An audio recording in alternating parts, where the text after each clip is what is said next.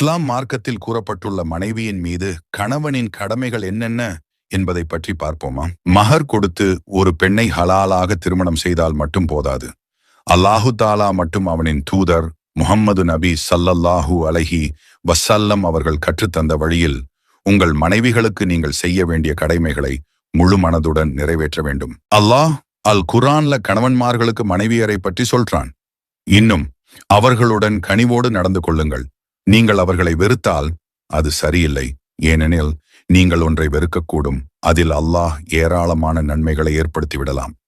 நம்முடைய வாழ்க்கை துணையிடம் அன்பு, பாசம், இரக்கம் இதையெல்லாம் வெளிப்படுத்தாமல் வேறு யாரிடம் வெளிப்படுத்தப் போகிறோம்? உங்களின் மனைவிமார்களிடம் அன்போடு நடந்து கொள்ளுங்கள். அவர்களிடம் நல்ல முறையில், சிறந்த முறையில் பேசுங்கள், பழகுங்கள். நீங்கள் அவர்களை வெறுப்பதை அல்லாஹ் ஒருபோதும் விரும்ப மாட்டான். என்னவென்றால் இது அல்லாஹு தாலாவின் நாட்டத்தால் ஏற்படுத்தப்பட்ட உறவு. யாரை யாரோடு சேர்க்க வேண்டும் என்பது அவனுக்கு தெரியும்.